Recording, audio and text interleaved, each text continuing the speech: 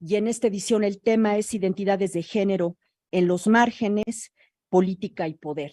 Y antes de presentar a nuestras ponentes, nada más quiero recordarles que tienen que al final anotarse en la lista de asistencia que está en una mesa acá afuera, y a quienes están de forma virtual me indican que hay unos formularios en donde pueden registrar también su asistencia, ¿sí? Entonces, bueno, ahora sí, bueno, quiero decirles que para mí es un gusto enorme y además es un honor poderles presentar a Pilar Velázquez y a Jessica Méndez, y es un enorme gusto y un honor porque ellas son egresadas de la UAM Azcapotzalco. Jessica es egresada de la licenciatura en Sociología. Ahora les doy más detalles de su currículum, pero bueno, esto lo quería decir de entrada. Y Pilar es egresada de nuestro posgrado en la línea de Sociología Política y Estudios de Género. Entonces, de verdad, para mí es un gusto presentarles a egresadas tan brillantes y que han tenido unas carreras académicas muy exitosas. Y primero va a exponer Pilar, quien actualmente es profesora investigadora adscrita al Centro de Estudios de Género del Colegio de México, en el marco del programa Investigadoras e Investigadores por México del CONACYT. Como les comenté, ella es doctora en Sociología con línea de investigación en Sociología Política y Estudios de Género de este programa de Azcapotzalco. Ha colaborado como docente e investigadora en diversas instituciones de educación superior y de la sociedad civil, así como docente y capacitadora en diversas instituciones de educación superior, de la administración pública y de organismos internacionales. Sus líneas de investigación, ahora sí, actuales son construcción de la subjetividad o identidad de género, espacio doméstico moderno, espacios sociales de la modernidad, domesticidad, género y discurso psiquiátrico. Su proyecto de investigación en curso es entre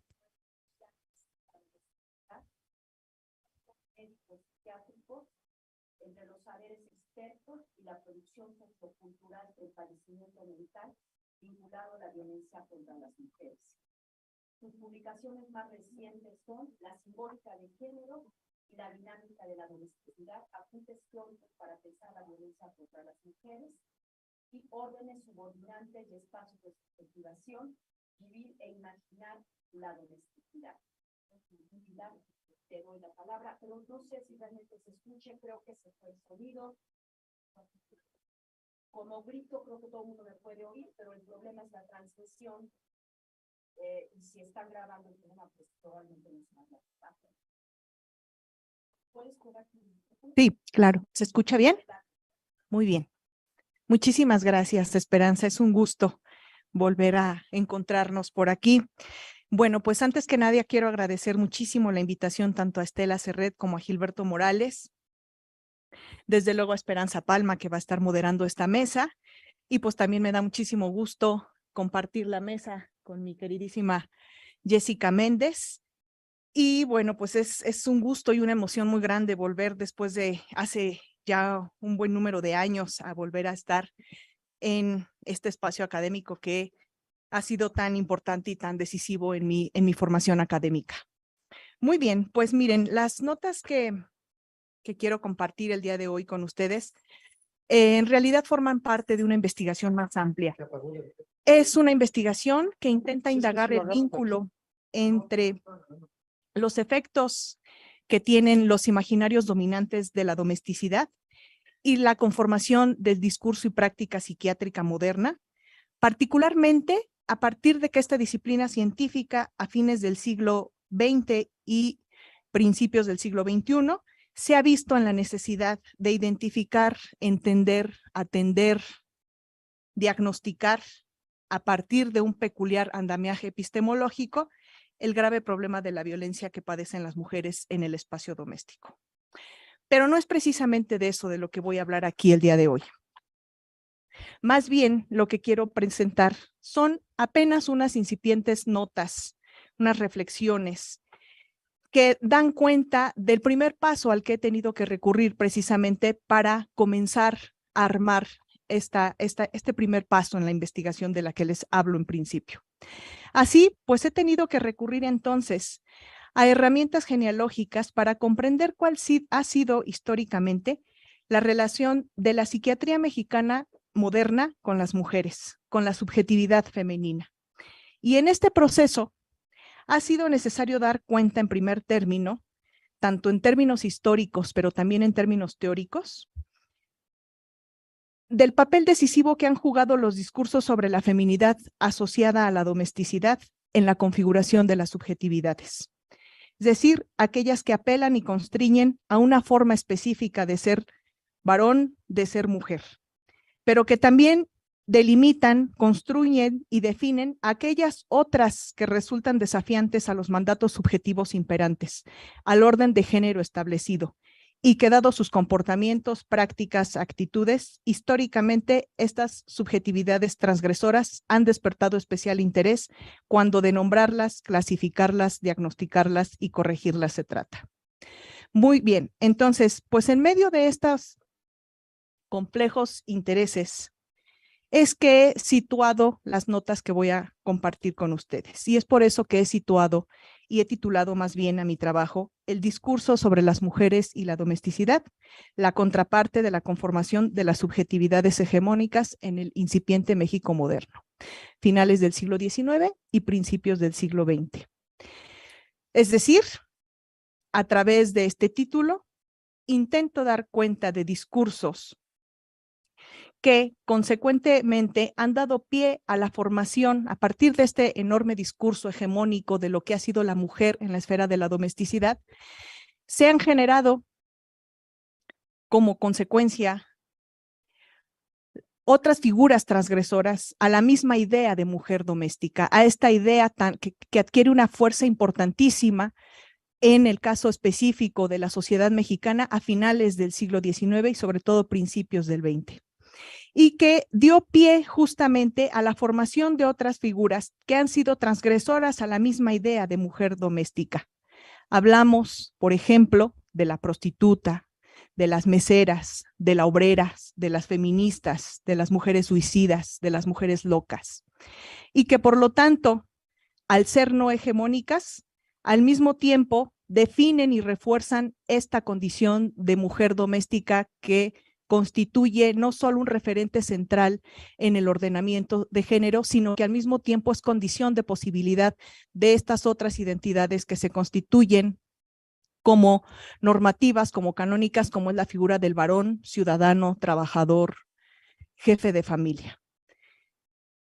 Muy bien, entonces, a partir de esto, me he situado en el análisis para el análisis de este proceso en México en las postrimerías del siglo XIX y principios del XX.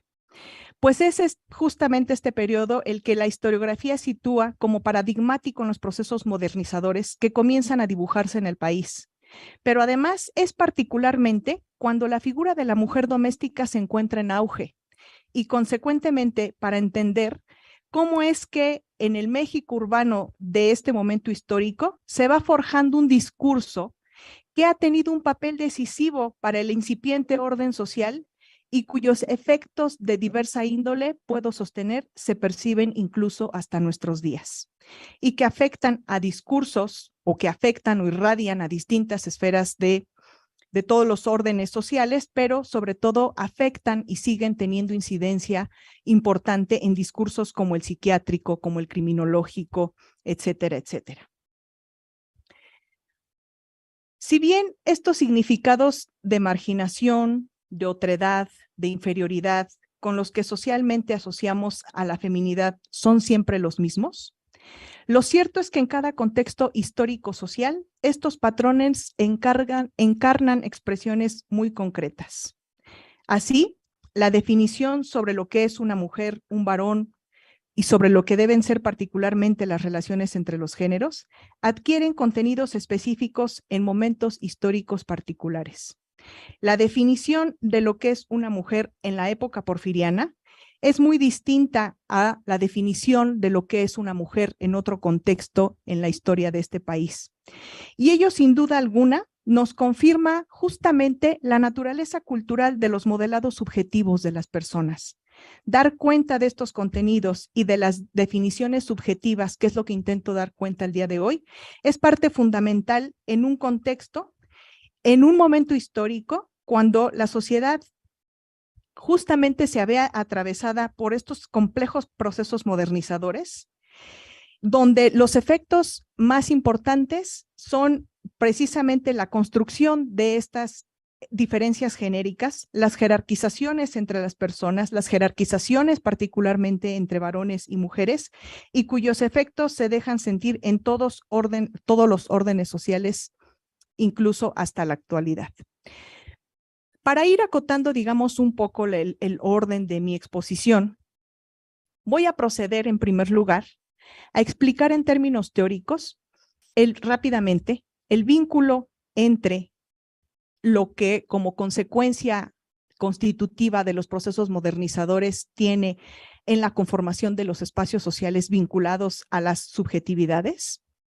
Luego entonces que tengamos medianamente claro este primer abordaje en términos muy abstractos, voy a proceder entonces a subrayar el papel decisivo que tuvo la configuración de la subjetividad femenina asociada particularmente a este ideal doméstico, donde esta figura es un ente clave para entender cómo se configuran otras subjetividades, y finalmente eso da cuenta de la instauración de un orden social en un incipiente México que empieza a atravesar por distintos procesos modernizadores, entre los cuales destaca particularmente este primero del que les voy a hablar.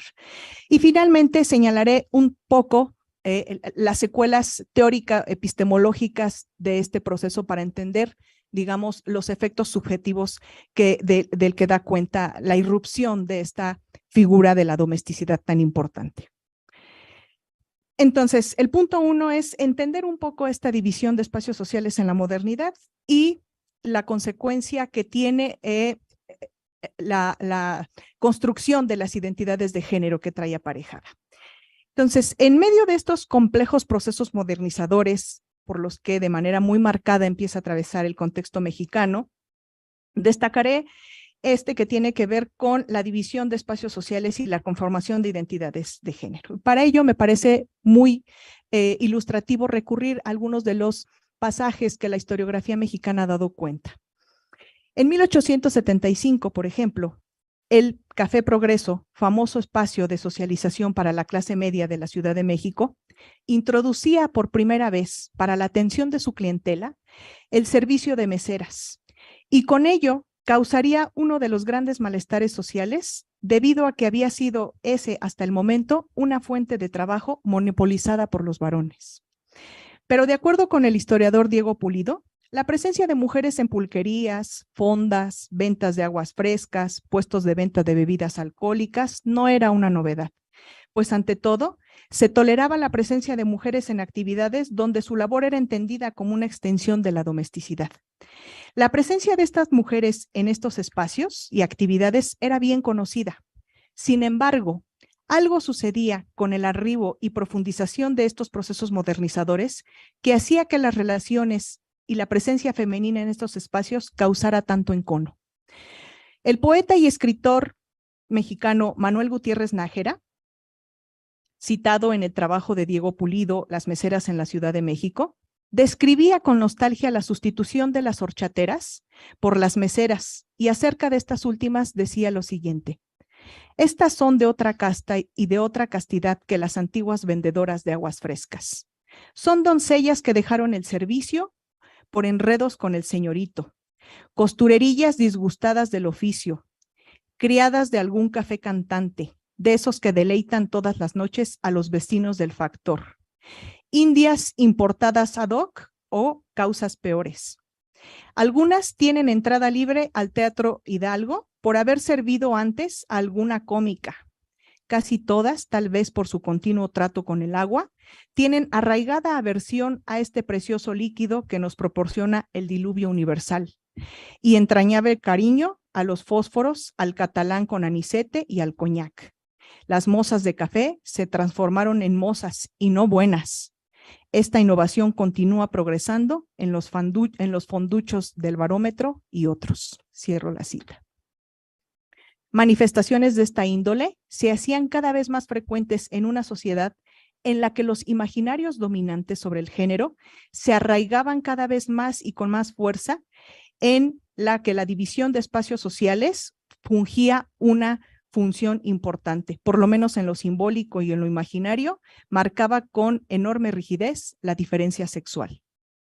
Y es que una de las consecuencias centrales de estos procesos de modernización fue la complejización de la sociedad mexicana, lo cual no solo se expresó a través de una marcada industrialización, de procesos de urbanización, de procesos migratorios acelerados, sino que también se materializó en la diversificación de esferas sociales que comenzaban a responder a lógicas y principios de interacción diferenciados, con actores sociales específicos, con límites en las actividades y en las formas de ser de cada una de estas subjetividades, y en las que los varones y las mujeres tenían funciones e identidades diferentes, específicas. Es decir, el ordenamiento de género en el México moderno indudablemente fue la característica central de estos procesos racionalizadores.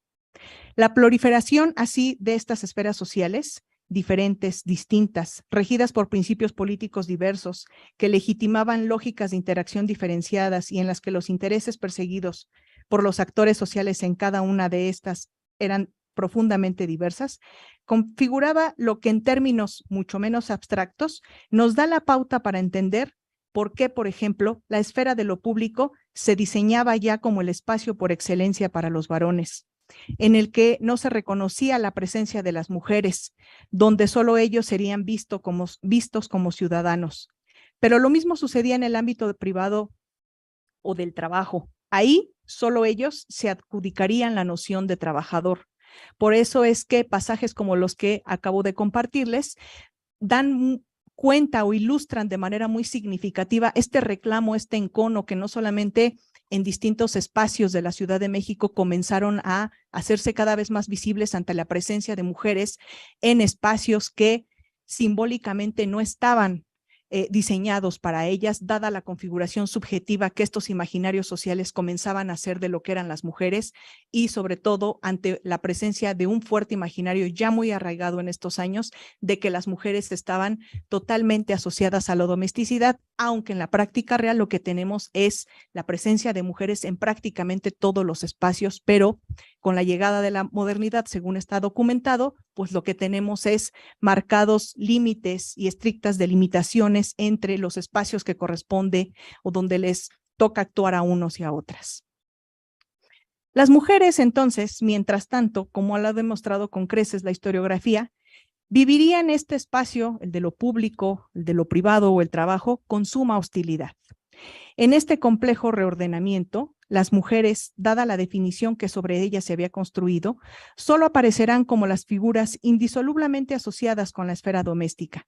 Y en ese espacio, ellas, según los imaginarios sociales dominantes, tendrán una serie de funciones y actitudes muy acotadas, propias de la mujer doméstica mexicana de ese entonces: madres, esposas, hijas, honorables amas de casa.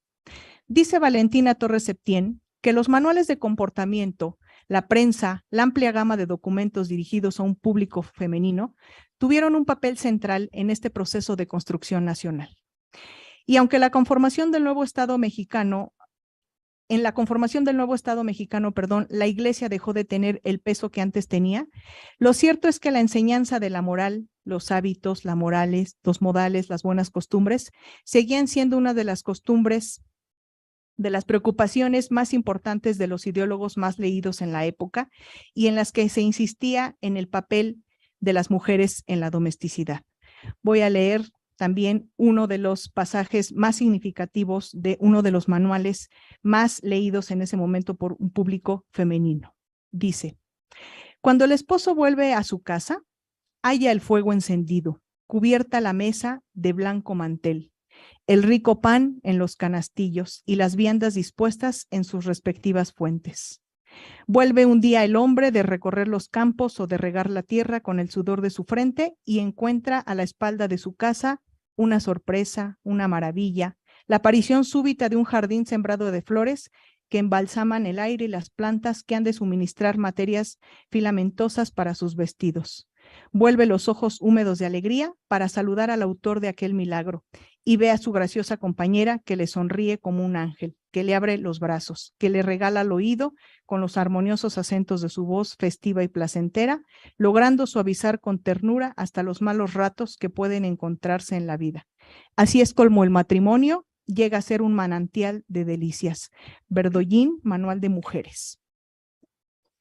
Podemos ver entonces a través de estos pasajes cómo es que la sociedad de las postrimerías del siglo XIX y comienzos del XX en México comienza a mostrar con claridad los efectos de la racionalización que ante todo se ven plasmados en la conformación de las identidades, aquellas que son constitutivas del orden moderno. Por un lado, la configuración ya muy clara de ese individuo varón necesario para esa conformación del Estado-nación, que también es un ciudadano, por supuesto, que también es un jefe de familia, una figura que solo se puede entender y es posible gracias a la construcción de la mujer doméstica, es decir, su contraparte.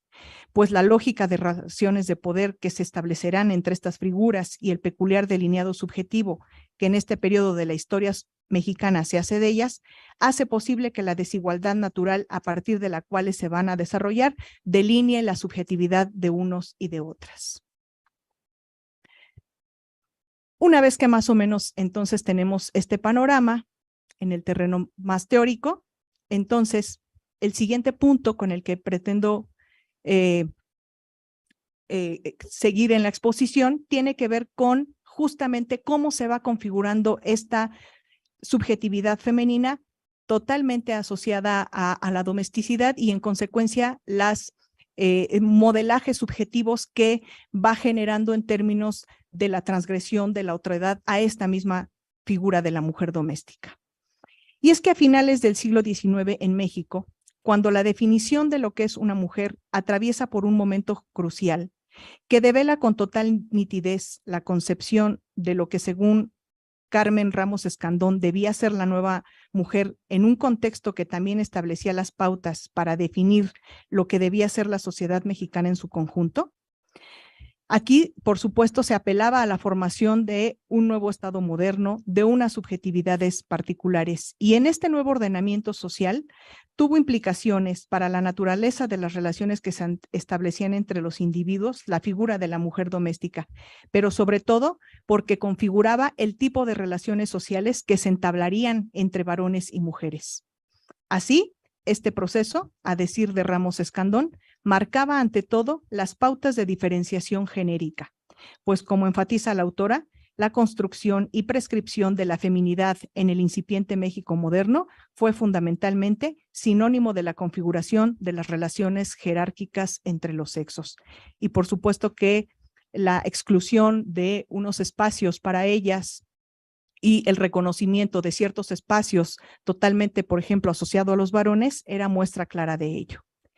Si es la figura de la mujer doméstica de clase media al estilo burgués, la figura emblemática del orden social de género que se consolida en la época porfiriana, aquella que se configura como contraparte del ciudadano, varón, trabajador, ¿qué pasa entonces con esas mujeres, con esas figuras de las que también nos habla la historiografía? Las mujeres prostitutas, las mujeres suicidas, las mujeres trabajadoras, las mujeres criminales, las miseras, las tortilleras, las infanticidas, que también forman parte de ese entramado social y que perviven al lado de este modelado subjetivo canónico. Mujeres como María Villa, alias La Chiquita, prostituta y asesina presuntamente emblemática del porfiriato, quien debido a sus orígenes como sirvienta, su condición intelectual, sus hábitos y el medio en el que vivía, fue sistemáticamente ubicada en las capas inferiores del cuerpo social, aquel en el que habitaban los sujetos, hombres y mujeres, propensos a desarrollar hábitos viciosos, formas de parasitismo y degeneración, o aquellas mujeres como Inés T., quien fue acusada de infanticidio y que Rumagnac describe y analiza desde la óptica de la ciencia criminológica, o qué decir de aquellas prostitutas cuyas prácticas se intentaban normar en los códigos higienistas porfirianos, que, como señala Fabiola Bailón, además de constituir un peligro social, también cubrían un mal social importante al desviar, cito, los impulsos sexuales masculinos que de otra forma causarían daños más graves como el adulterio, la violación, la masturbación, por ejemplo. Y que en realidad estas mujeres constituían una transgresión muy particular. Transgredían básicamente la figura del ángel del hogar. Desafiaban y tiraban por la borda el papel de la buena madre y la esposa, de la mujer canónica, pero de ninguna manera sus actos generan transgresiones a los pactos fundantes de la modernidad, pues la mujer criminal, la mujer loca, la mujer trabajadora son en sí una contradicción en el ordenamiento de género moderno.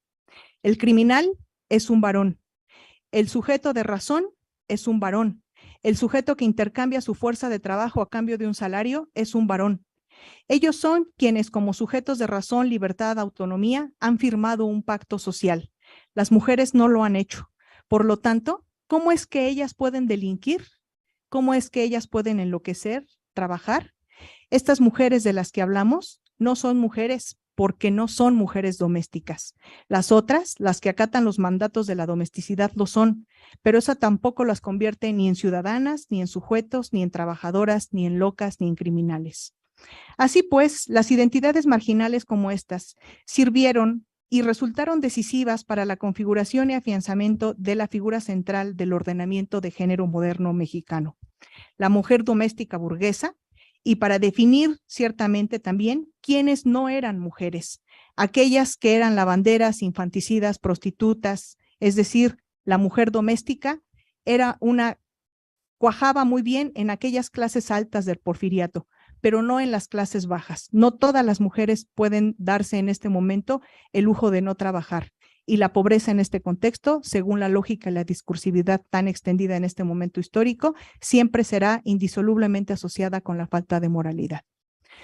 Y un poco para ir ya cerrando, porque me estoy pasando en tiempo, finalmente diré que esta narrativa del modelo femenino, fraguado de manera particularmente relevante en este periodo histórico que comienzo a analizar, queda ampliamente plasmado en los códigos civiles, en los códigos legales, en los religiosos, en la discursividad ciertamente doméstica, pero sobre todo tiene efectos muy, muy palpables en los imaginarios sociales diseminados a través de una buena cantidad de discursos que son a través de manuales de conducta, de la prensa, de las publicaciones dirigidas a mujeres, etcétera, y que tienen formas muy específicas y sobre todo muy eficientes de propagación para forjar este ideal que hasta nuestros días sigue teniendo un orden y una función en este ordenamiento de género, tanto para seguir configurando estas subjetividades canónicas como son la de los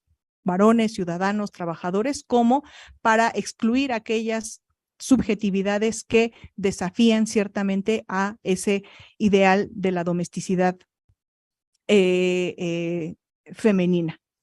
Esto ciertamente, decía yo al inicio de la exposición, tiene todavía efectos muy palpables y muy duraderos, por ejemplo, en discursos que, como el psiquiátrico, tienen una práctica y un discurso en la que indudablemente esta figura sigue teniendo una influencia en la forma de entender lo que es una mujer y en consecuencia en la forma en que entienden sus padecimientos, el origen de sus malestares, y que cuando este discurso se pone en práctica, lo que nos da cuenta es que echa mano de este ideal, de este imaginario social que sigue profundamente arraigado en su práctica, pero eso es precisamente no la investigación que no voy a compartir el día de hoy, sino justamente el paso previo que tuve que dar para comenzar a hacer esta relación entre lo que es un imaginario dominante y un discurso como el psiquiátrico.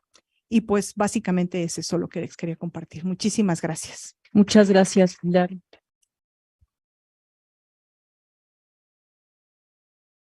Gracias por esta, sí se oye ahora sí, ¿verdad? Interesante exposición sobre las figuras transgresoras a la idea de la mujer doméstica. Al final retomaremos preguntas y comentarios.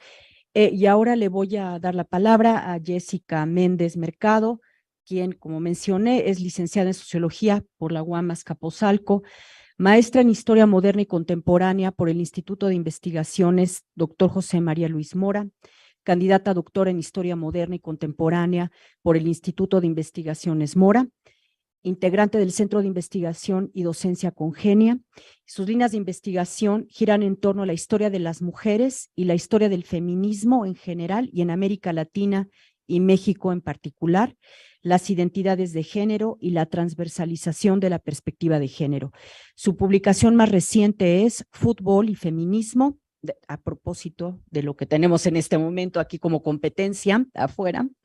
Dos momentos en la historia, 1920 y 1970-1971. Pues muchas gracias por estar acá, Jessica, y te doy la palabra. Ahora, ya, perfecto. Bien, pues antes que nada quiero agradecer a la doctora Estela Serret y al doctor Gilberto Morales por la coordinación de este café debate, al doctor Sergio Tamayo y a la doctora Nicolasa López por la organización general del café debate. Obviamente, muchas gracias a la doctora Esperanza Palma por moderar esta mesa y a Estefanía y a Octavio porque pues también sin su trabajo esto no sería posible. En mi presentación voy a intentar abordar justamente esta cuestión de las identidades de género en los márgenes y su relación con la política y el poder a partir del caso justamente del sufragismo mexicano. Para ello voy a presentar un panorama muy general de esta lucha feminista en México, empezando justo por el reconocimiento del derecho al voto. Voy a tratar de vincular esta presentación con lo que ya se nos compartió en la sesión de ayer por la doctora Lucicia, por el doctor Alberto Carvajal y un poco también lo que nos acaba de compartir la doctora Pilar Velázquez. Vamos a ver justamente cómo esta lógica reproductivista de la que nos hablaba ayer Lu, de la que nos da también cuenta hoy la doctora Velázquez, se va a traducir en identidades políticas, es decir, cómo esta lógica de la mujer doméstica, de los cuerpos sexuados, se traduce en argumentos a favor y en contra del voto para las mujeres. Y cómo ese sujeto androcéntrico, del que también ya nos dio cuenta Pilar, va a ser el que moldee la estructura política y estos sujetos marginales queden fuera de esta lógica moderna. Y me parece muy importante algo que dijo ayer Lu, no se trata de que sean marginales por su cantidad, sino por la calidad de lo que están enunciando, que es justamente lo que va a hacer que estén en los márgenes y es lo que le va a dar fuerza a esos discursos o a esos argumentos. Entonces, antes de hablar del sufragismo mexicano, antes de entrar al tema, ¿qué es el sufragismo en sí? Bueno, dentro de la historia del feminismo, el sufragismo va a ser este movimiento social de corte claramente político, masivo, que va a buscar el reconocimiento de derechos para las mujeres, derechos económicos, derechos políticos, derechos civiles, centrándose en la demanda por el voto. ¿Por qué el voto? No es casualidad que el voto sea una demanda central, porque justamente el voto es este reconocimiento de ser parte de una comunidad política. Y en ese sentido, estas mujeres tienen muy claro que tener derecho al voto es tener derecho a la participación política. Recordemos que el feminismo viene de un momento a finales del siglo XVII, principios del siglo XVIII, en el que es una crítica ética y política a los postulados ilustrados de igualdad y libertad. En ese sentido, lo que va a plantear el feminismo es justamente que estos reclamos de igualdad sean congruentes y se hagan extensivos a las mujeres. Entonces, hacia el siglo XIX, vamos a tener a los primeros grupos de mujeres organizándose a lo largo del mundo. Hacia 1830 ya se pueden encontrar grupos de sufragistas en algunas partes de Estados Unidos, de Inglaterra, de Europa, que van a tratar justo de lograr cambios en el terreno económico, político y jurídico. ¿Qué quiere decir esto? Van a empezar a reclamar derechos como la educación, la herencia, el derecho a tener herencia, a manejar sus propios bienes, a tener un trabajo remunerado sin necesidad de contar con el permiso de algún varón de su familia, empezando por el esposo o el padre, pero si no estaban presentes estos, bueno, cualquier otro varón, a poder decidir sobre la crianza y educación de sus hijas e hijos y, por supuesto, a participar en la toma de decisiones en la comunidad. Si bien es una plataforma amplia de demandas, se le va a dar el nombre del sufragismo porque el derecho a votar y ser votadas va a ser la demanda central que englobe todas las demás. El sufragio representa, como ya decía, el reconocimiento pleno de pertenencia a una comunidad política, es decir, la calidad de ciudadanía. Por eso tener el derecho al sufragio significaba para estas mujeres poder participar en la toma de decisiones y desde ahí impulsar el reconocimiento de otros derechos. En el fondo, el sufragismo lo que va a hacer es cuestionar el significado y el papel que la sociedad le estaba otorgando a las mujeres en la esfera pública y política, porque mostraba, como veremos más adelante, que estaba siendo ignorada. ¿Y a qué me refiero con esto? Lo decía ayer Lu, lo dice ahora Pilar, estas figuras del sujeto androcéntrico, del ángel del hogar, representan un porcentaje mínimo de la realidad. Sin embargo, son justamente por su fuerza simbólica el referente principal para todas las demás identidades, para configurar sus demandas, para configurar sus subjetividades y configurar su posicionamiento en el mundo. Entonces, justamente al analizar las diferentes actividades, los diferentes papeles, los diferentes roles que llevan a cabo las mujeres, podemos empezar a cuestionar esa hegemonía de estas formas simbólicas.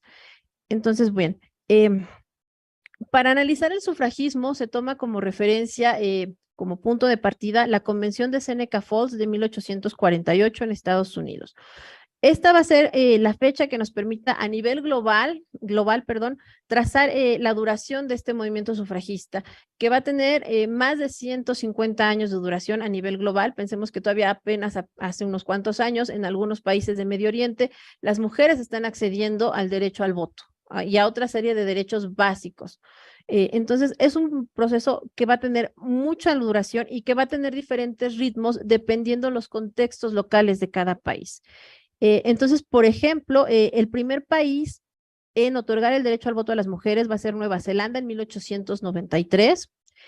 Posteriormente, en algunos otros países como Inglaterra en 1918, Estados Unidos en 1920, Ecuador, que va a ser el primer país en América Latina en dar el voto a las mujeres en 1929, Cuba en 1934, Francia en 1944 y México en 1953. México va a ser uno de los últimos países en América Latina que otorgue el voto a las mujeres. Y ahorita vamos a ver un poco por qué se da esto. Entonces, ¿cómo fue el sufragismo mexicano? Los primeros antecedentes que vamos a tener de sufragismo van a ser justo las publicaciones femeninas que se van a dar a finales del siglo XIX en México, que además es una larga tradición que viene de la colonia, es una larga tradición de publicaciones que inicialmente eran dirigidas por varones, dedicadas al público femenino, con temas justo que refuerzan esta idea del ángel doméstico como cocina, consejos de economía doméstica, consejos del hogar, que un poco también ya nos leyó Pilar un fragmento de estas publicaciones, pero que hacia finales del siglo XIX van a ser las propias mujeres las que comiencen a tomar las riendas de estas publicaciones.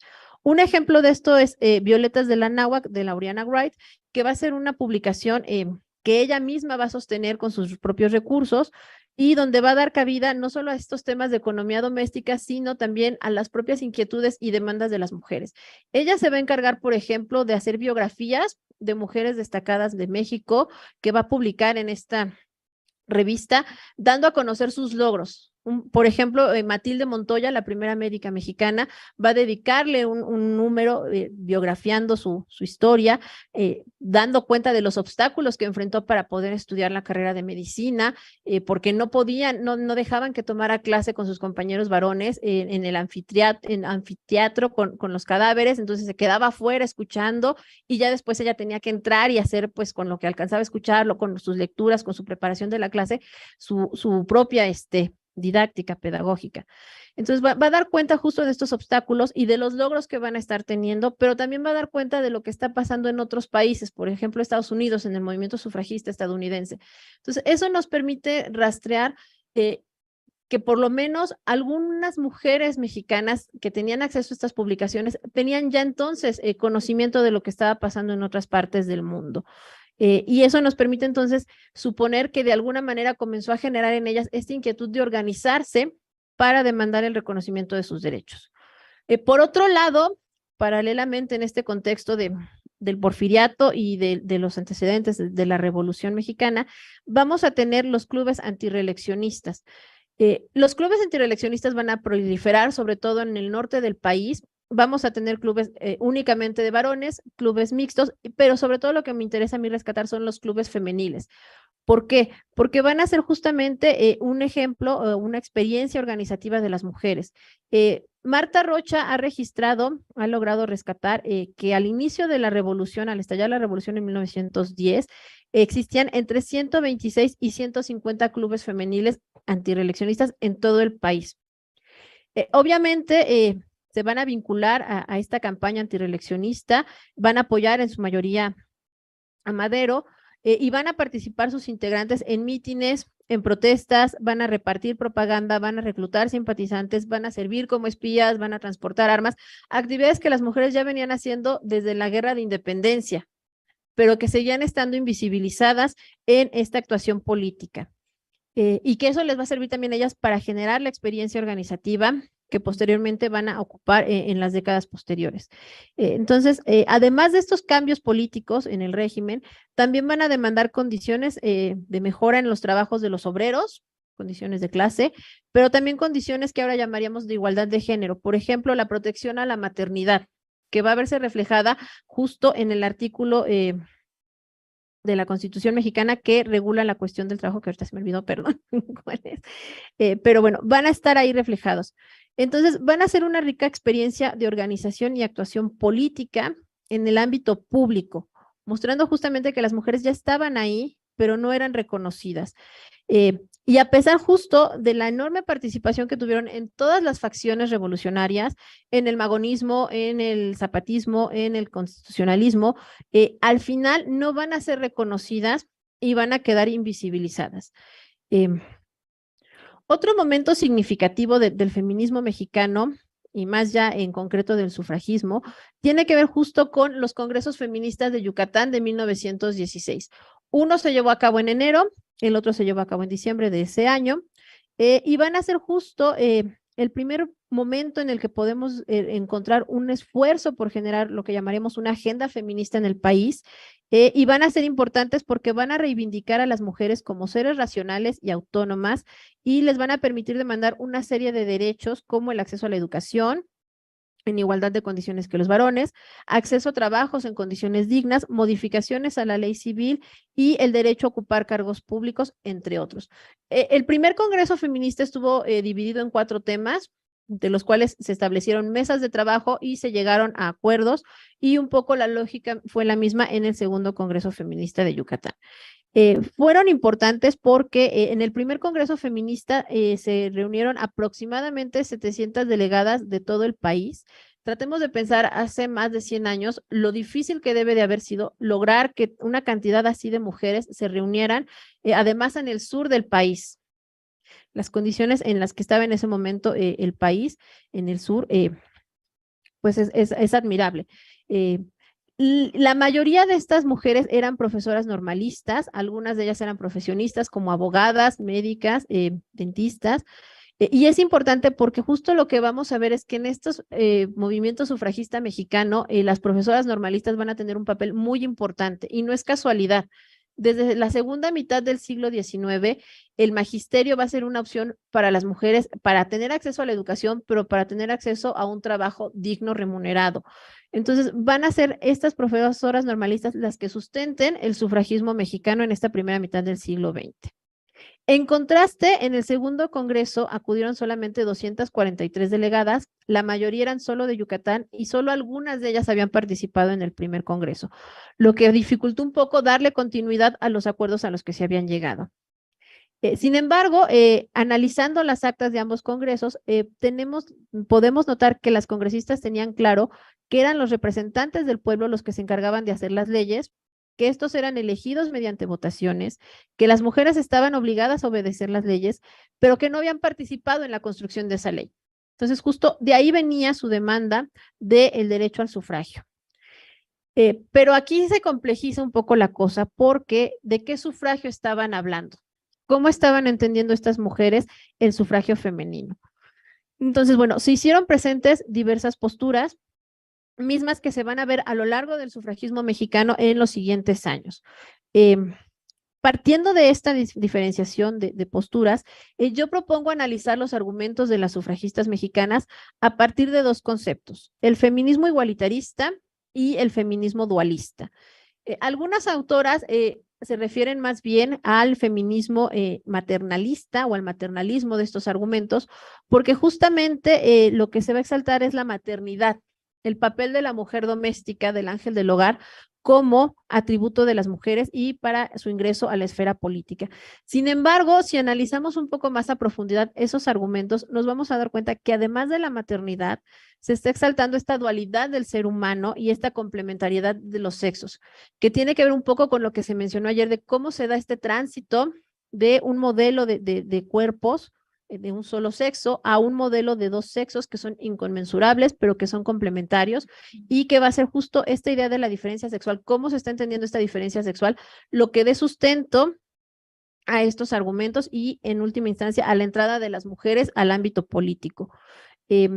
Sobre la postura igualitarista, bueno, podemos decir que es justamente aquella que se va a basar en estos paradigmas de igualdad y libertad, que va a condenar las ideas de desigualdad natural que justifican el dominio y la superioridad de ciertas personas sobre otras y que va a reclamar el reconocimiento de derechos para las mujeres en tanto individuos, es decir, tomando como parámetro este sujeto androcéntrico del que ya se ha hablado y tratando de hacer extensivo esta noción a las mujeres y a sus derechos. No niega este feminismo igualitarista, no niega que hay diferencias naturales, biológicas, como veíamos ayer, pero sí dice que estas diferencias no deben traducirse en desigualdades, no tienen por qué traducirse en desigualdades entre hombres y mujeres. Me voy un poco más rápido porque se me está yendo el tiempo. En contraste, la corriente dualista se basaba precisamente en estas diferencias que se plantean desde la diferencia sexual, desde el carácter sexual de las mujeres, que habla de una complementariedad entre los sexos y que además atribuye a las mujeres ciertas nociones, ciertas aptitudes como esta inclinación hacia el cuidado de los demás como por naturaleza para justificar su ingreso al espacio político. En el primer Congreso Feminista de Yucatán vamos a encontrar tres alas entre las congresistas, una que va a ser reaccionaria, que se define como contraria al feminismo, que se opone a la educación de las mujeres y que por lo tanto no busca para ellas la participación política. Esta ala va a ser minoritaria, por lo tanto no tiene mucho peso en las discusiones, pero va a estar presente y va a irse después incorporando a las otras dos. Las otras dos van a ser un ala moderada, que va a pensar que las mexicanas, incluso las más educadas, en ese momento aún no están preparadas para participar en política, que tendrá que haber un proceso previo de capacitación para que las mujeres puedan acceder a estos cargos, y va a haber un ala radical que ve a la mujer intelectual y moralmente igual que al hombre, y que por lo tanto le corresponden los mismos derechos y un papel activo en la sociedad. Estas dos posturas tienen como parangón en la época una noción que se deriva justo un poco de lo que nos decía ayer Lu, de la cuestión del cerebro de la mujer y cómo se va a anclar su capacidad racional. Lo veíamos también ayer con esta cuestión de la plasticidad. Las radicales sostenían que no hay una diferencia entre hombres y mujeres en cuanto a su capacidad racional, sino que es una diferencia de índole social y educativa. Mientras que tengan el acceso a la educación en igualdad de condiciones, su capacidad racional va a ser la misma y por lo tanto su ejercicio de los derechos. Pero entonces se empieza a complejizar más el asunto del sufragio porque además de estos argumentos estaba la cuestión del sufragio activo y el sufragio pasivo. El sufragio activo se refiere a poder participar en la elección de representantes y el sufragio pasivo a tener la posibilidad de ocupar un cargo de elección, a ser elegible para representar sus propios intereses. Como ya mencioné, se tenía esta idea de que la capacidad intelectual de las mujeres iba a determinar la manera en que ejercieran estos sufragios. Entonces, las sufragistas, las congresistas de 1916 llegaron a la conclusión de que las mujeres podían ejercer el voto activo en la medida en que tuvieran una capacitación previa, es decir, un sufragio capacitario, mientras que otro grupo se inclinaba solamente porque ejercieran el sufragio activo, no ejercieran el sufragio pasivo.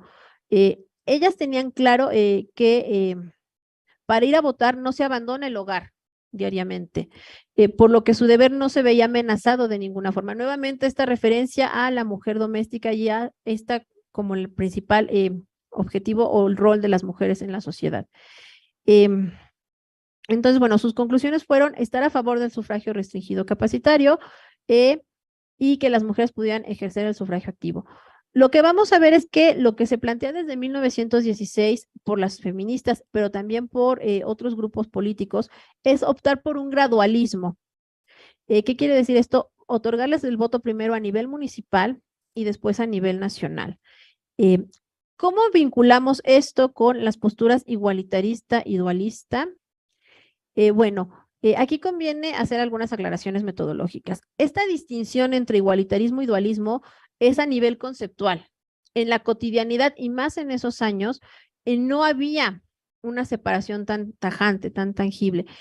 ¿Por qué? Porque para las mujeres de esa época ambas posturas eran viables, ambas posturas les hacían sentido en su propia subjetividad. Entonces, estos argumentos más bien nos sirven para analizar justamente por qué el voto femenino se otorgó como se dio en México. Jessica.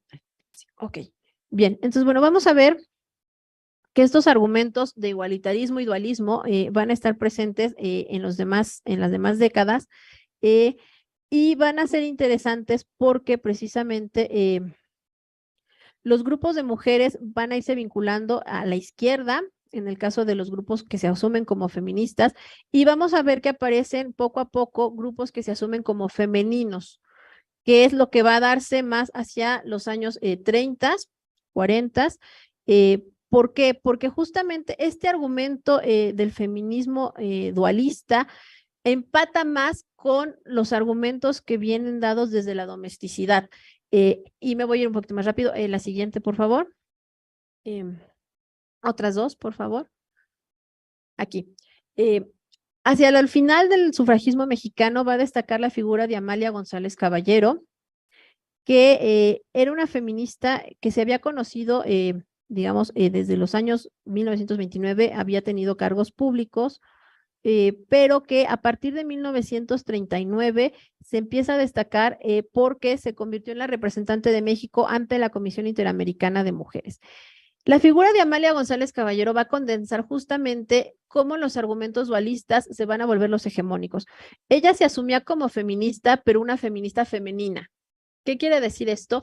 Que buscaba siempre cumplir con, primero, la idea de una mujer arreglada, delicada, bella, perfumada. Ella incluso a sus hojas oficiales de la CIM les ponía perfume, y eso se puede ver en el archivo de Relaciones Exteriores, como que a la manchita de perfume, porque era una mujer muy femenina, muy delicada, pero además una ama de casa, una madre entregada, pero que justamente vemos la contradicción como al mismo tiempo es una mujer que se desenvuelve en el espacio público y político, contradiciendo un poco esta idea de la mujer doméstica. Entonces, ella va a tener un montón de propuestas.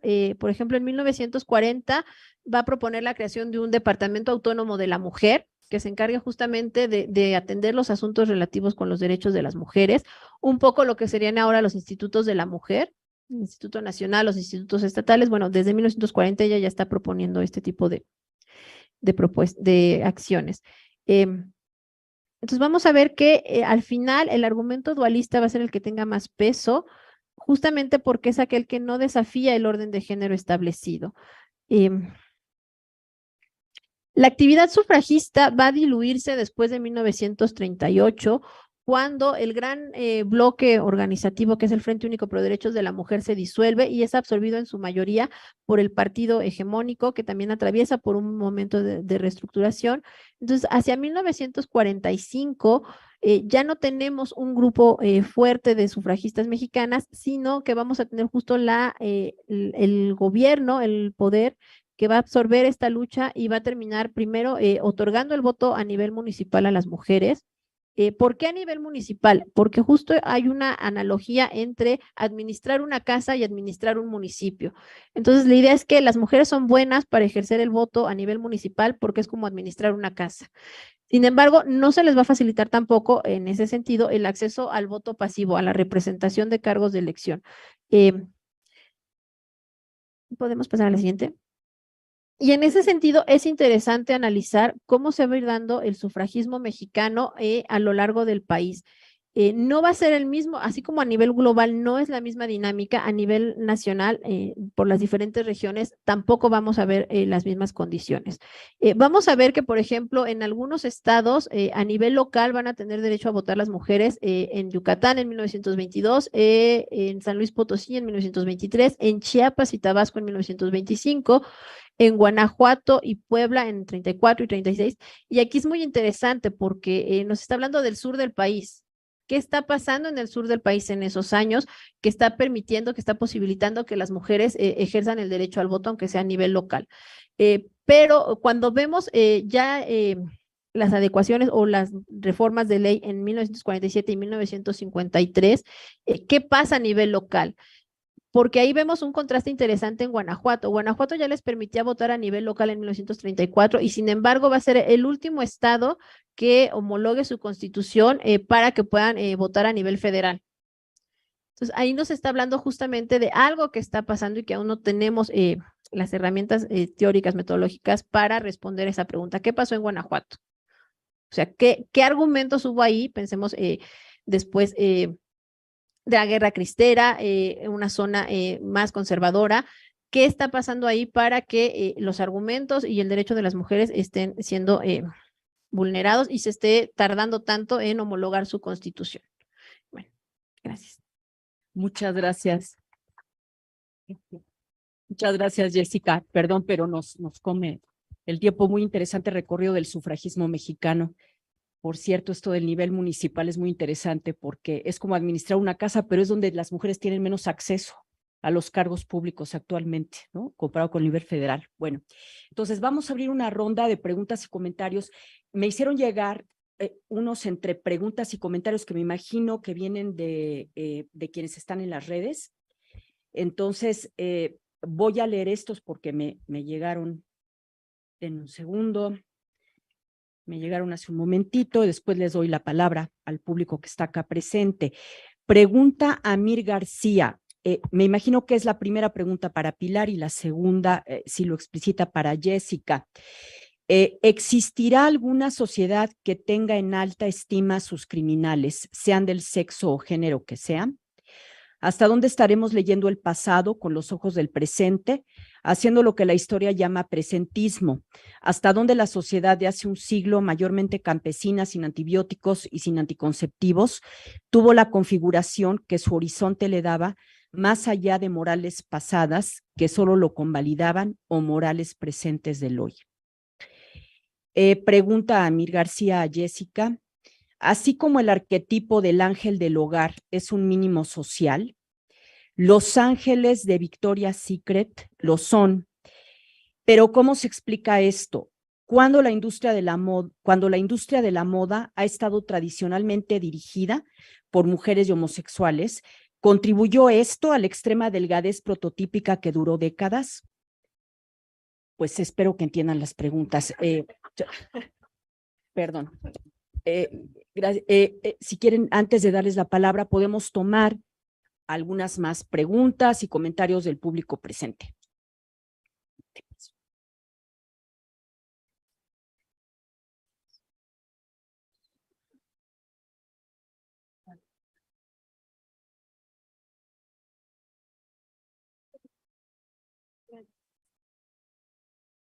Bueno, primero quería agradecer por esta excelente ponencia. Mi pregunta es para Pilar Velázquez, es ¿por qué las identidades de las mujeres en los psiquiátricos, perdón, se quedan arraigadas a los imaginarios sociales canónicos de la desigualdad natural? ¿Y cómo se puede deslegitimar las normas que señalan lo que y cómo son las mujeres en los ámbitos privados del siglo XXI? Gracias.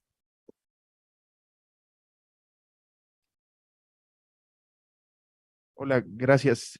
Yo también quiero preguntarle algo a Pilar y tiene que ver con, bueno, pedirle una sugerencia o un consejo, digamos, de cómo proceder analíticamente a la hora de pensar subjetividades que están signadas por el género, pero simultáneamente por etnia, clase social, ¿no? Entiendo que se trata de un proceso complejo de mutua dependencia, de simultaneidad, pero si hubiera por ahí alguna sugerencia de cómo proceder analíticamente para ir desmenuzando esa compleja relación entre cómo se forman o se conforman y configuran las subjetividades en sociedades como la nuestra.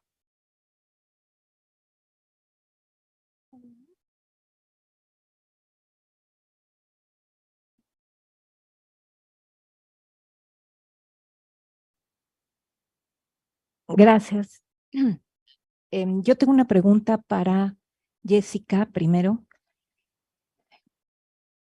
¿Cuál sería la hipótesis acerca de por qué encontramos diferencias políticas de fondo tan importantes entre el sufragismo mexicano de inicios del siglo XX y el sufragismo norteamericano de mediados del siglo XIX, ¿no? Porque, digamos, el sufragismo norteamericano tiene, aunque tiene una corriente que tú denominas aquí dualista, que se ha llamado en la literatura que analiza esas latitudes más como un sufragismo moderado, ¿no? Que se basa en la idea de defendamos derechos para las mujeres en tanto mujeres, y aquí reproducen una idea de mujer muy específica de la mentalidad burguesa. Sin embargo, no hay no hay un afianzamiento tan grande de estos ideales esencialistas del sufragismo norteamericano. ¿Cuál sería tu hipótesis? ¿Por qué en México tenemos ideales esencialistas en política tan arraigados a inicios del siglo XX? ¿No? ¿Y por qué no los tendríamos tan arraigados en el siglo XIX norteamericano?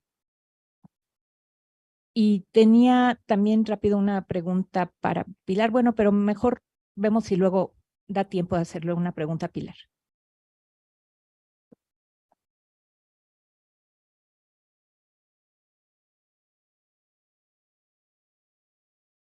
Gracias. Tengo otra pregunta que nos llegó aquí por las redes.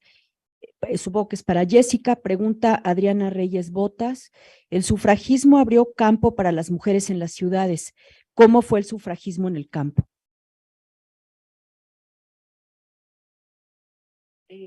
Si no hay más preguntas, si quieren, en todo caso, después vemos, ¿no? Si todavía nos queda tiempo y quieren que empecemos al revés de como expusieron, empezamos con Jessica, después con Pilar, perdón. ¿Sí? Sí. Adelante, bien. Jessica. Bien.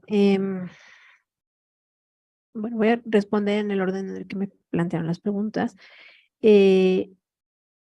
Esta pregunta sobre la moda, el ángel del hogar y los ángeles de Victoria's Secret, pues efectivamente, no sé si la entendí bien porque pues una cosa no tiene que ver con la otra, salvo por la palabra ángel, pero bueno, un poco contestando a la cuestión de la industria de la moda, no porque esté dirigida principalmente hacia mujeres, quiere decir que las mujeres tienen poder dentro de esa industria, no porque quienes nos bombardeen con la publicidad que son hombres homosexuales, sí, pero ¿qué tipo de homosexual?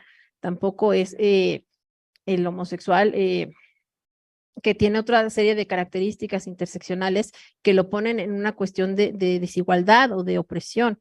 Y la cuestión de los cuerpos, de la delgadez de los cuerpos, pues atraviesa por otros referentes que no vienen en este caso a colación porque pues tienen que ver con cuestiones, sí, de mercantilización de los cuerpos, de identidades, de comercialización, qué sé yo, pero pues no entiendo cómo, cuál es el caso de Los Ángeles de Victoria's Secret con la figura del ángel doméstico, del ángel del hogar. Entonces, perdón por no estoy contestando tu pregunta a mí, pero no entiendo muy bien la relación. En cuanto a las subjetividades de otros referentes, bueno, la pregunta de la diferencia política entre el sufragismo estadounidense y el sufragismo mexicano.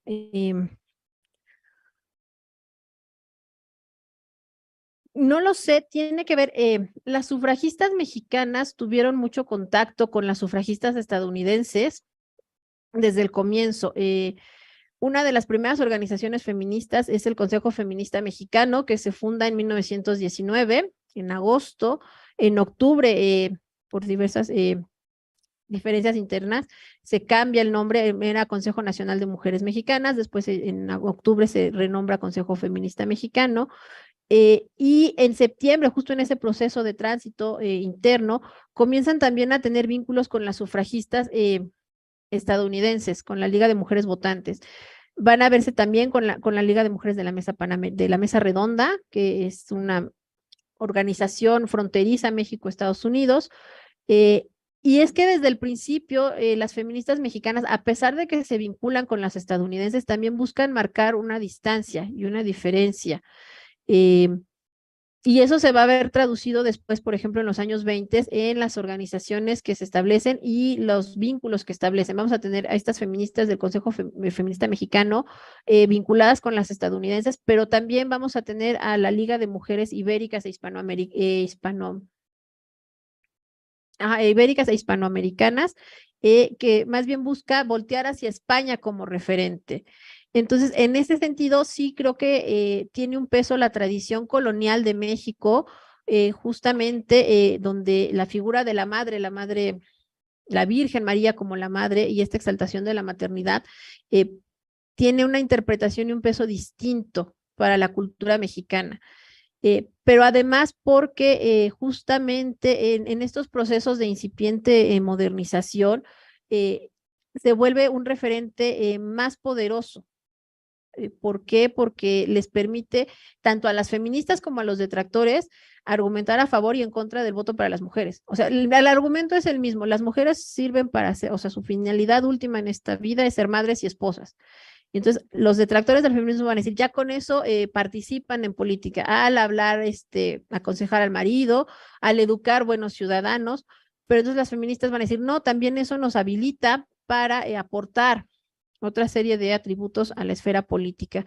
Entonces, no sé si por ahí iría, no podría profundizar un poco más porque tendría que revisar justo cómo están retomando ellas este contacto con las norteamericanas, cómo lo están resignificando, porque además también hay un contexto en esos años que es el arielismo y que es justo este rechazo a la invasión norteamericana, todo el panamericanismo. Entonces, también se vinculan, recordemos que ser feminista no es excluyente de otro tipo de identidades políticas. Entonces, muchas de estas mujeres también van a ser antiimperialistas. En los primeros años están mucho las anarquistas que se vinculan con el magonismo. Entonces, hay una serie de referentes que también atraviesan esos posicionamientos políticos. Y en cuanto a la relación entre el sufragismo y el campo, sobre todo en la década de 1930 con el Frente Único Pro Derechos de la Mujer, va a ser muy importante esta relación porque el Frente Único se va a basar en las organizaciones que ya existían, las organizaciones campesinas, las organizaciones obreras en las ciudades, y entonces va a servir como articulación justo de las demandas de las mujeres en el campo. Una de sus demandas va a ser justo el reparto agrario, la deuda que tiene el Estado mexicano en el reparto agrario con las mujeres.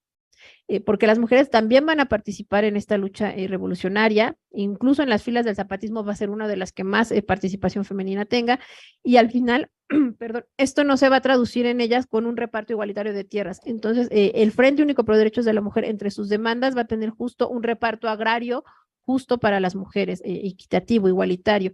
Entonces, va a ser importante porque va a permitir articular las demandas locales de estas organizaciones de mujeres con la lucha que se está dando en las grandes ciudades. ¿Qué falta en la historia del sufragismo mexicano? Pues justo hacer esa profundización en los procesos locales, porque justo la historia del sufragismo mexicano se ha estudiado desde hace más de 30 años, desde, bueno, lo que nos permiten las fuentes o lo que nos permiten en ese momento, pues desde las grandes ciudades, la Ciudad de México, las ciudades capitales, ver cómo se iba organizando ahí, y entonces falta ahora profundizar qué había en los estados. Yo por eso les digo, es interesante ver qué pasó en Guanajuato, porque Guanajuato, de ser un estado que estaba a la vanguardia en el sufragio femenino, fue el último en hacer su homologación después de 1953 y tardó más de 10 años. O sea, no es cualquier cosa. Entonces, justamente hay que ver ahí qué pasa a nivel local, pero digamos, entre el sufragismo y el campo hay una relación que se va a ver sobre todo con el Frente Único Pro Derechos de la Mujer y estas demandas de derechos para las mujeres en el campo. Gracias, Jessica. Pilar. Sí, muchas gracias. Con relación a la primera pregunta, si es que la logré entender a cabalidad, pues no creo que haya una sociedad que tenga en alta estima a sus criminales en la medida en que se constituyen como criminales precisamente porque transgreden aquellos acuerdos o pactos que una sociedad funda o establece como, o justamente que son los que la fundan como sociedad. Entonces, en la medida en que se transgreden pues esos pactos, pues se emerge la figura de la o el criminal. En fin.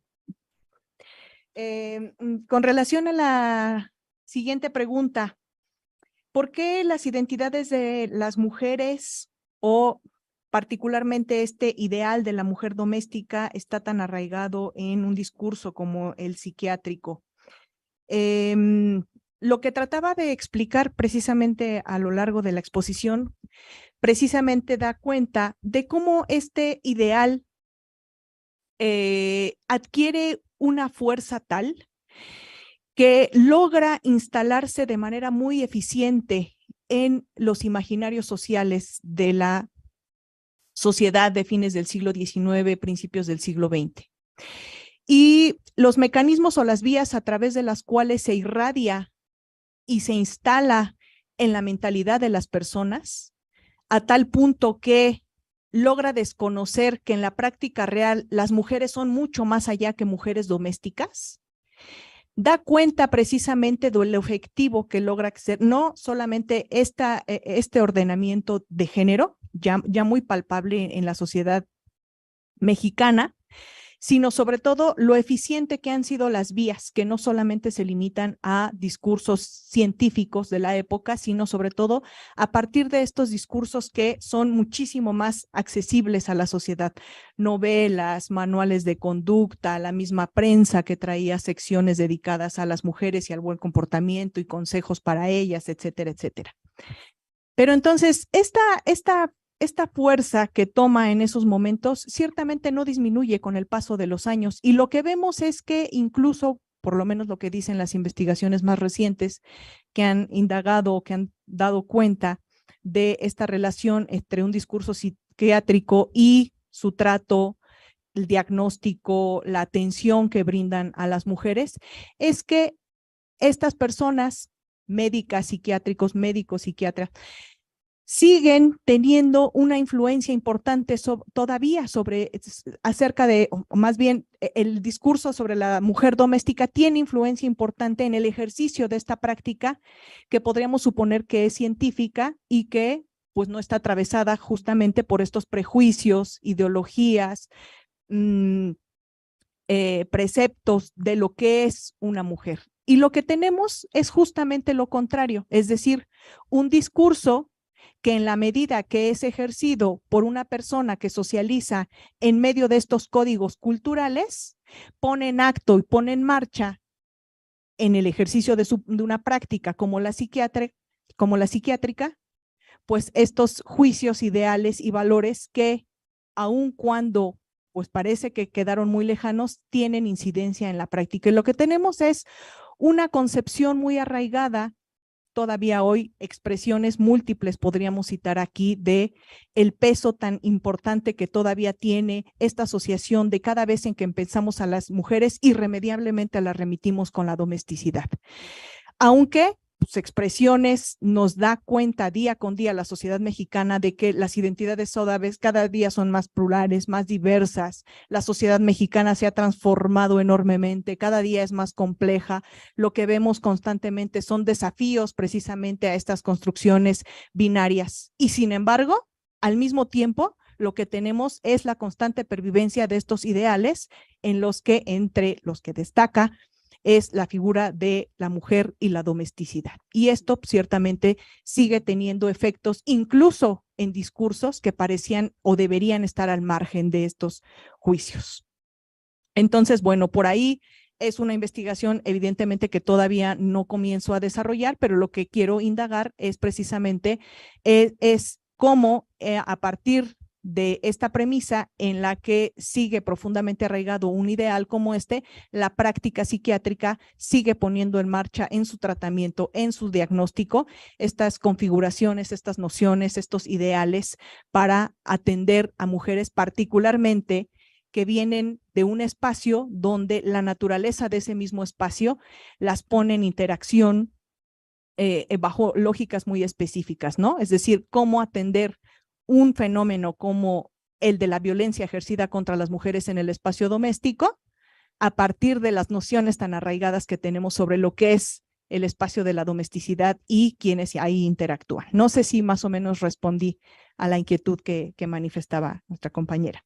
Y finalmente esta pregunta que tiene que ver cómo analizar la intersección que existe entre género, clase, raza, particularmente en sociedades como la mexicana, en donde pues estos referentes identitarios se manifiestan de manera pues muy palpable, particularmente debido a el proceso histórico colonial por los que ha atravesado esta sociedad y en donde ciertamente el referente color de piel, el referente clase social, juega un papel crucial al momento en que un sujeto, una mujer, un hombre, una persona se narra o se define a sí misma.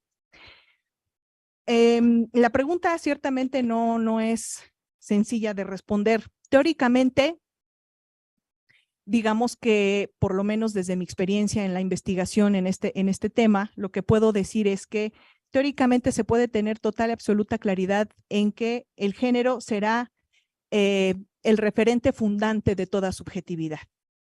Pero ciertamente, cuando además de eso lo que vemos es que se suma o se complejiza en una identidad, cuando ese referente como el género está constantemente atravesado o está jugando o está interactuando con referentes como la clase, entonces ahí teóricamente el asunto ya no es tan sencillo de discutir.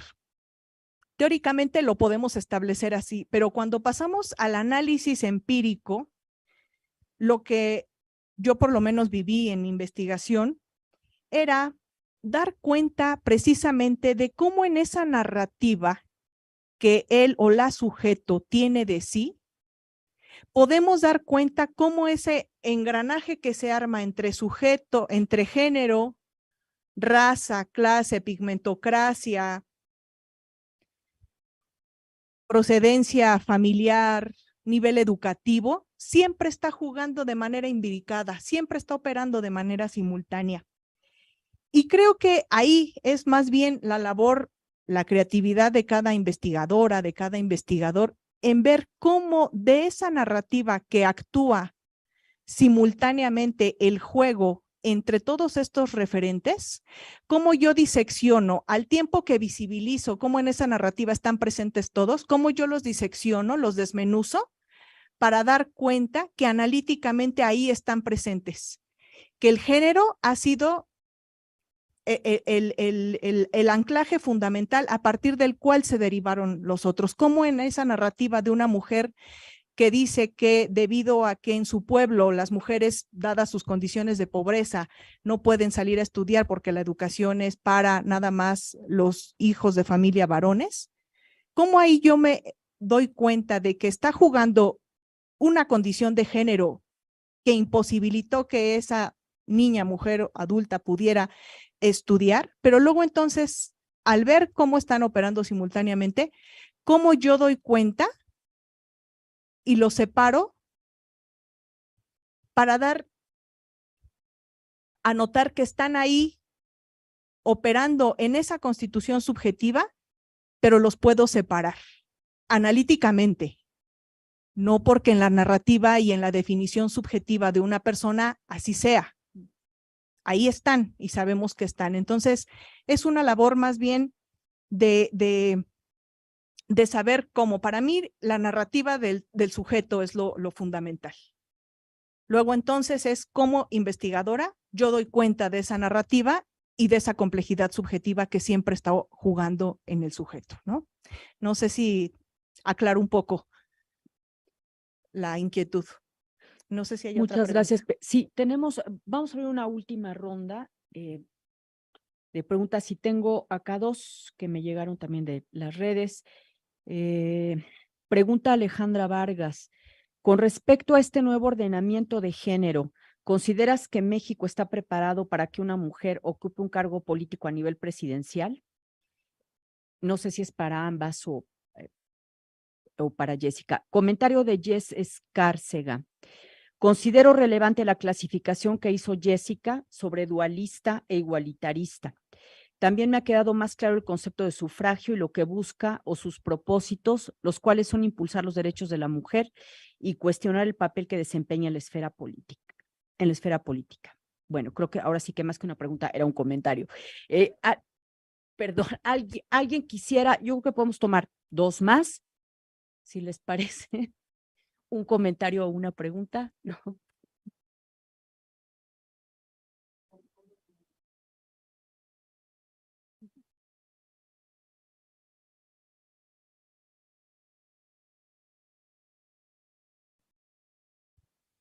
Bueno, primero que nada, gracias. Me pareció muy interesante los puntos que plantearon y no estoy muy seguro si mi primera pregunta tiene realmente un punto de conexión con lo que nos plantearon, pero me parece interesante porque sería primero que nada, ¿por qué nacen o se crean estas confrontaciones en los grupos feministas modernos por la idea canónica o la figura canónica de la mujer, ¿no?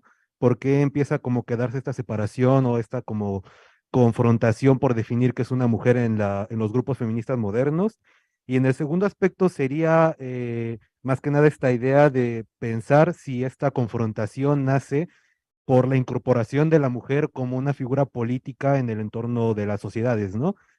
Saber si esta idea de la confrontación de la identidad se crea justamente por la incorporación de esta identidad en un ambiente, en un ambiente político, ¿no? Entendiéndolo como que en la política siempre hay como que un cierto grado de confrontación.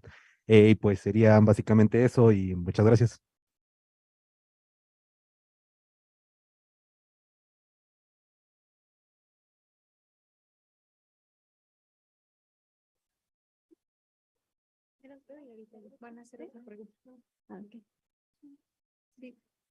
Bueno, muchas gracias. Esta pregunta sería para Pilar Velázquez.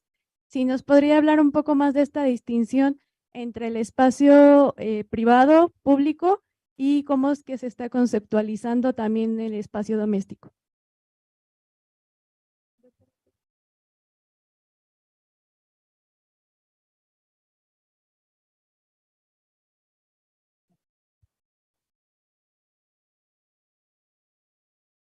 Pilar, ¿empezamos contigo? Sí, muy bien. Muchas gracias.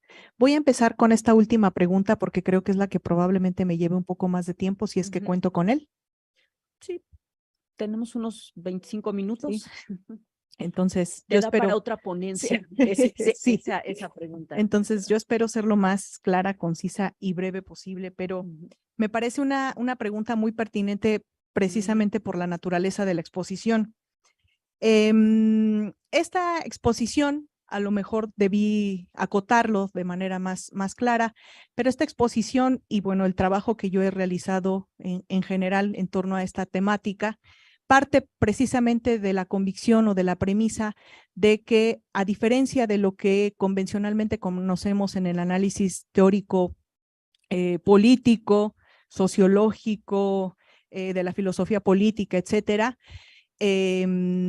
nos desmarcamos de esa noción, es decir, esa noción canónica donde lo que hemos entendido es que la complejidad de la sociedad moderna se reduce a la dicotomía público-privado. A diferencia de esa noción tan extendida en abordaje, en la conceptualización teórica de diversas disciplinas, el análisis feminista, cierto análisis feminista, lo que nos ha dado cuenta es que hay un tercer espacio que es totalmente distinto a esos dos previos o a esa dicotomía, que es el espacio doméstico. Es decir, estaríamos hablando bajo esta lógica de una esfera pública con una lógica de interacción distinta a un espacio privado, y un espacio privado que es totalmente diferente a la noción de espacio doméstico. Es decir, la noción de lo privado y de lo doméstico de ninguna manera se entienden en este análisis como sinónimos. Son totalmente esferas diferentes en la medida en que tienen lógicas de interacción distintas, principios de legitimación de la dominación radicalmente distintos entre sí. Y bueno, esto tiene que ver, digamos, dentro de un tratamiento mucho más complejo del que ciertamente no da tiempo de dar cuenta aquí, con la forma en que se van complejizando las sociedades modernas.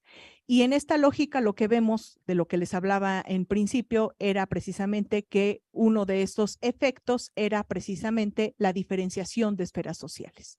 Y esta diferenciación va dando cuenta al mismo tiempo en que se fraguan y se diferencian estos espacios, estos ámbitos, de la aparición de identidades de género particulares.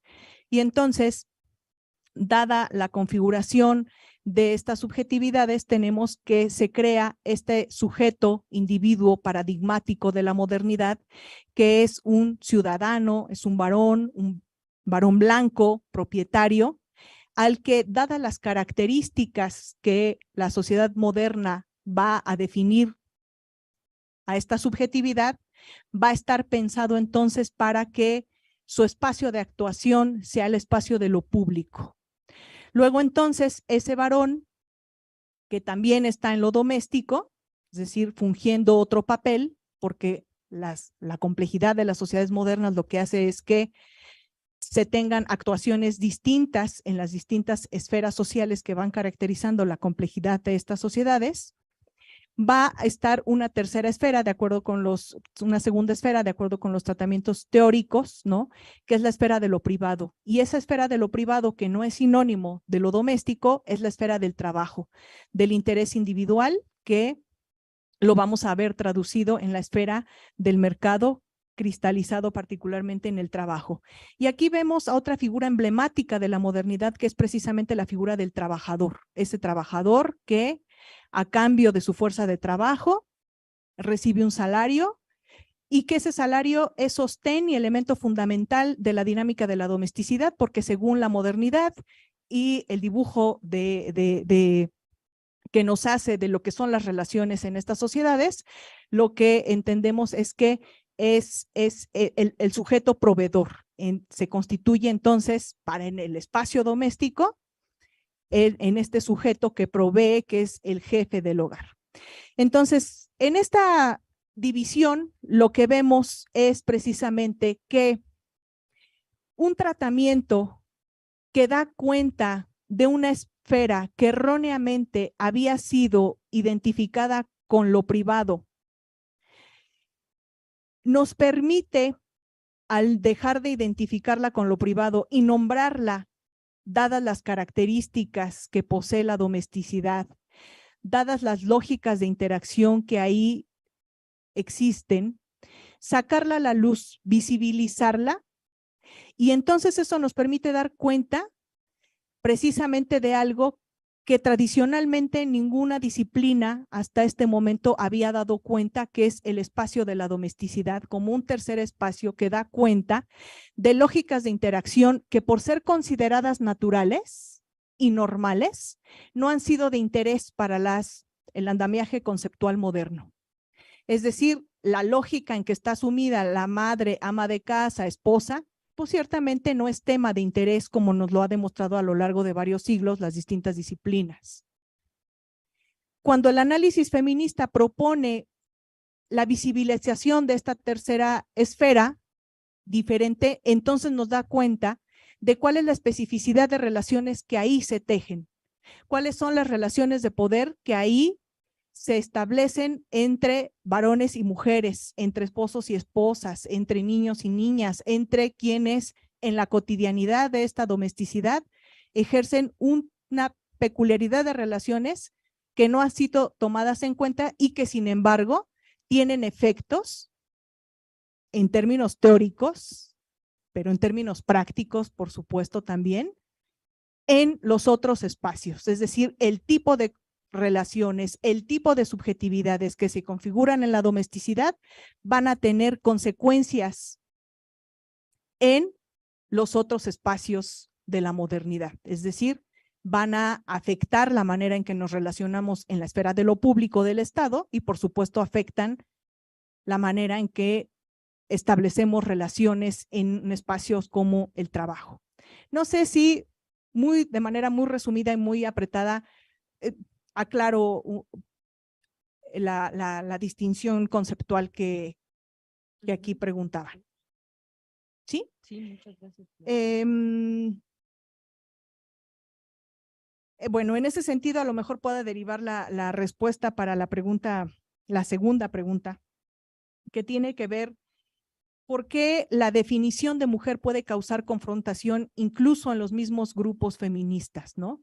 Y es que ciertamente quienes conforman los grupos, quienes conformamos las diversas posturas feministas que hoy existen en una sociedad como la mexicana, contemporánea, pues al ser sujetas que hemos sido socializadas en una cultura como la mexicana, pues ciertamente el hecho de ser feministas no quiere decir que quitemos o nos desmarquemos de muchos de los supuestos con los que hemos sido constituidas. Entonces, hay ciertamente grupos dentro del mismo feminismo quienes se pueden identificar con este tipo de ideales y supuestos de lo que es una mujer. Y ciertamente puede haber dentro de esos grupos personas que piensen que una mujer o cómo podemos definir lo que es una mujer en la sociedad mexicana puede estar asociado a su papel en la domesticidad.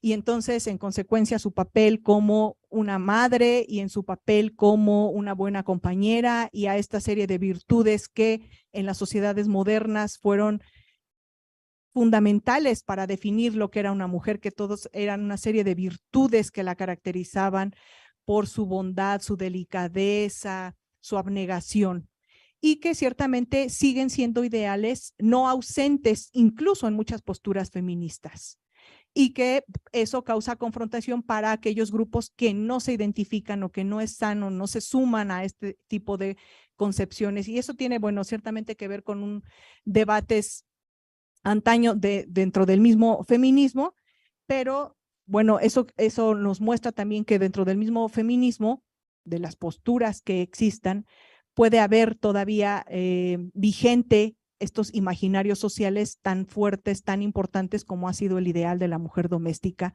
incluso hasta nuestros días.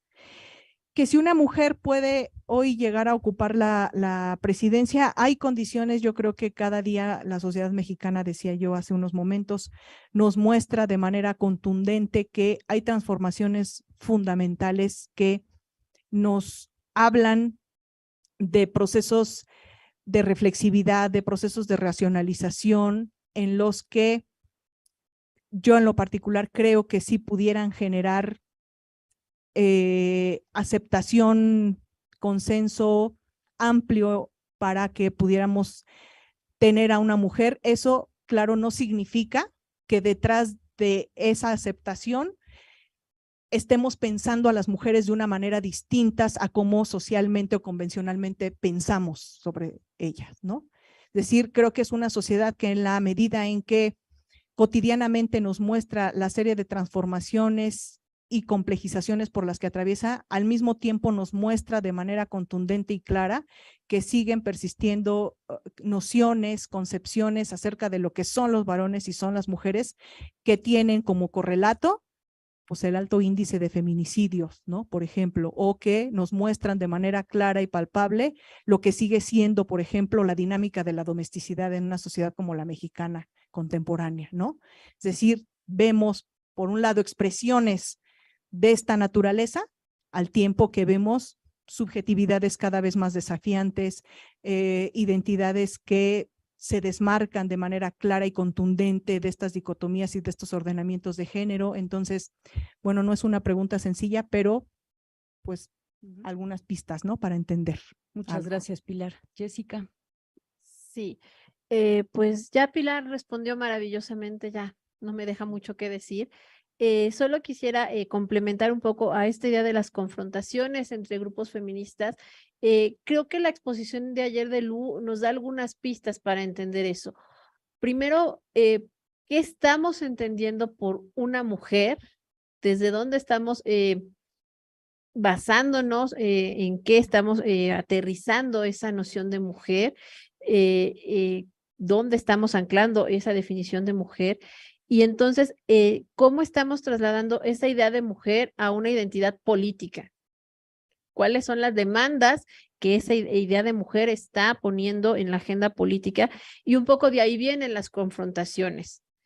Un poco de esta idea de retomar, sí, el papel de la mujer doméstica, pero lo decía ayer Lu muy bien, esta esencialización de identidades que de alguna manera no dan cuenta de un proceso reflexivo, crítico, analítico, y que solo reproducen una serie de nociones. Y entonces, pues eso da paso justo a estas confrontaciones. Y en ese sentido, también estamos listas en México, es una sociedad que ya podría disponer de una presidenta. Pues sí, ya nos dio Pilar algunas pistas, pero también pensar que no eso se traduce en automático como un mejoramiento para la condición de las mujeres. ¿Qué posicionamientos políticos también se están jugando en ese orden, en ese nuevo ordenamiento para las mujeres? Que bueno, también ya nos dijo Pilar, la reacción que hay misógina, que aumentan los feminicidios, que aumentan otra serie de situaciones, pues también nos hablan de que hay una reacción ahí, pues que aún no desea ese paso. Entonces, pues eso pasa, falta también pues posicionarlo y medirlo un poco en la reacción social. Muchas gracias, Jessica. Bueno, pues con esto concluimos y nada más les recuerdo que mañana continuamos con el Café Debate. Tenemos una mesa también muy interesante donde estarán Daniela Hinojosa y Rebeca Garza hablando sobre otros temas que tienen que ver con identidades trans. Mil gracias por sus espléndidas exposiciones y reflexiones.